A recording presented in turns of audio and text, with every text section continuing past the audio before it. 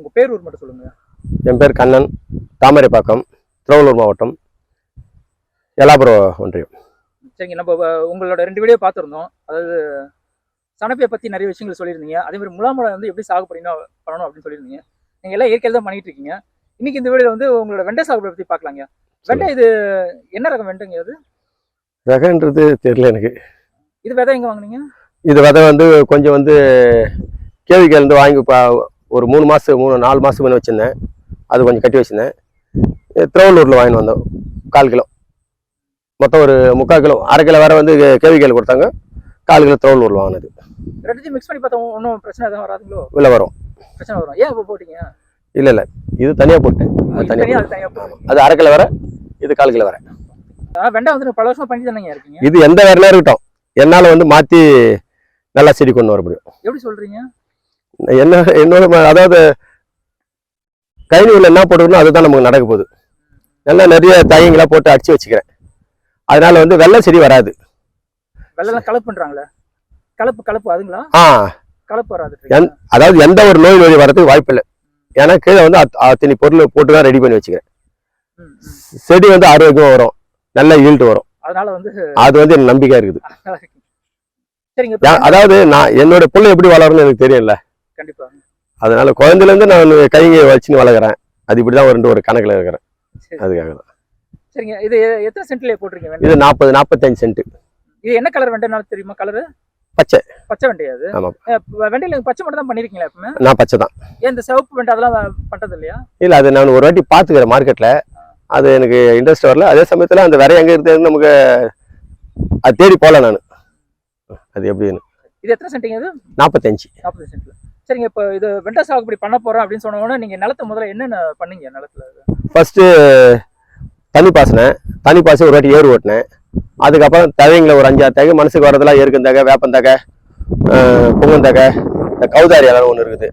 அதுன்ட்டு ஒரு எதாவது மனசுக்கு வர தழைங்களை மொத்தம் வெட்டி பொடியா கட் பண்ணி, பொடியானா ரொம்ப பொடியலை, இந்த சரி கையில கட் பண்ணுறீங்களா? கத்தில.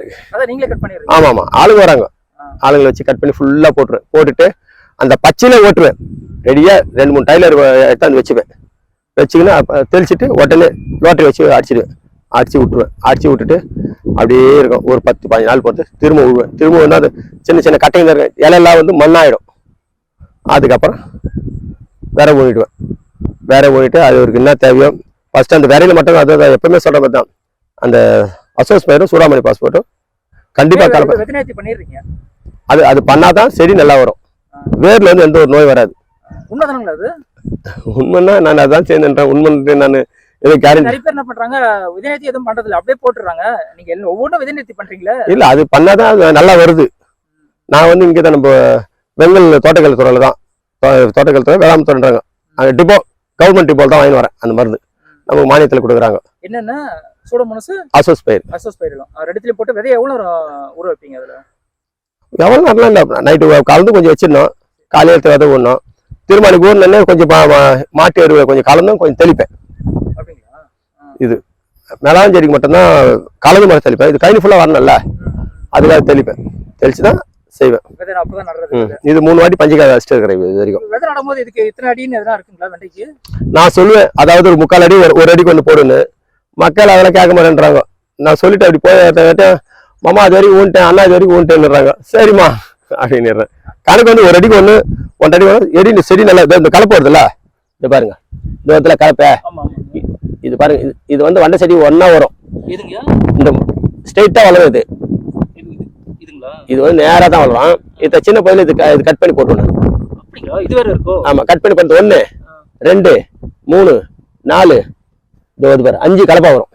கட் பண்ணி விட்டாங்களா? ஆமா, 5 கலப்பா வந்துன்னா இதுல ஒரு காய் வருது, முறைக்கு 5 காய் வரும். அப்ப ஈல்டு வந்து நமக்கு அதிகமா வரும். எத்தனை நாள் இதை கரெக்டா கட் பண்ணி விடணும் தெரியுங்களா?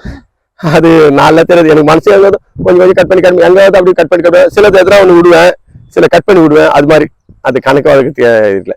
கட் பண்ணி விட்டா மகசூல் நிறைய வருது. ஆமா. சரி, இப்போ செடி நட்டதுல இருந்து நட்டுக்க விதை ஊன்ட்டீங்க, எப்பத்துல இருந்து நீங்க இந்த இயற்கை உரங்களை இன்னைக்கு கொடுப்பீங்க? அதுவும் கணக்குல செடி பார்ப்பேன், சாப்பாடு போறான்னு சொன்னா ஸ்ப்ரே பண்ணுருவேன். அது மாதிரி எனக்கு இந்த இத்தனை நாள் போடணும் அதெல்லாம் நமக்கு தெரியாது. சரி கேக்குதா கொடுத்துனே இருப்பேன். என்னென்ன உரங்கள் கொடுக்குறீங்க நீங்க பயிருக்கு? நான் பயிருக்குன்னா இந்த உரங்கள் தான் கொடுக்குறேன். அதாவது கீழே வந்து மாட்டு எருவு ஓட்டிட்டு அது சொல்ல வந்தேன். ஃபர்ஸ்ட் மாட்டு எருவு அது ஓட்டிட்டு அதுக்கப்புறம் வேற ஒன்று சொல்ல மாட்டு எருவு ஓட்டுவேன். எத்தாந்து டிராக்டர் தள்ளிட்டு அதை கொஞ்சம் கழிச்சிடுவேன். கழிச்சு நல்லா காயணும். இல்லைன்னா அதுவுள்ளே பூச்சி இருக்கும். அந்த பூச்சி வந்து வேர்ல தாக்கும். அத்தையும் நல்லா கழிச்சு காய வைப்பேன். காய வச்சு அதுக்கப்புறம் எடுத்து ஆளை வச்சு அன்னக்கூட்டில் அள்ளி தெளிப்பேன். தெளிச்சிட்டு தான் அப்புறம் ஏறு ஓட்டி நடுவேன். நான் வந்து ஃபர்ஸ்ட் வந்து தகைய மட்டும் சொன்னேன். மாட்டு எருவு ஓட்டுவேன். முதல்ல மாட்டு வரும், அதுக்கப்புறம் தழை முதல் போட்டுருவேன்.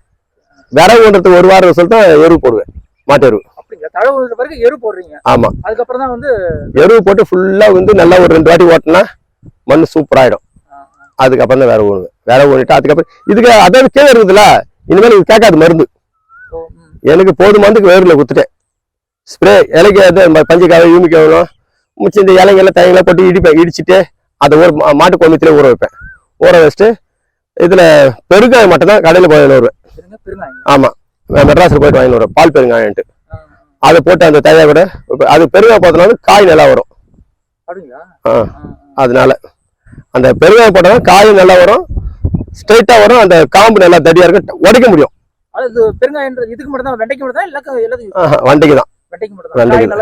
வண்டிக்கு இந்த பொடி பாவக்காய் அது தரையில அந்த பொடி பாவக்காய்க்கு மட்டும் ஸ்ப்ரே பண்ணுவோம். மிச்சம் மிளகாம்பழத்துல ஸ்ப்ரே பண்ண மாட்டோம். பண்ணதில்லை, அது எப்படின்னு தெரியல. அதே மாதிரி சுரக்காய் போட்டா பெருங்காயம் சேர்ப்பேன். மிச்சத்துக்கு பெருங்காயம் போட மாட்டேன். இல்ல இது பாருங்க, நீங்க பாக்குறீங்க எப்படி இது 3 வாட்டி இது நல்லா உள்ள வாங்க. உள்ள வந்து பாருங்க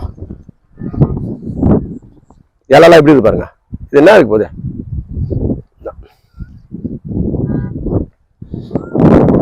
அந்த இலை அதாவது நம்மளே மீறி வச்சாலும் அந்த இலை வந்து ஒரு இலை இருக்கு. அது வந்து அந்த தழையை பற்றி அடிச்சு தொடர்ந்து இன்னைக்கு அடிக்கிறத திரும்ப நாளைக்கு அடிப்பேன்.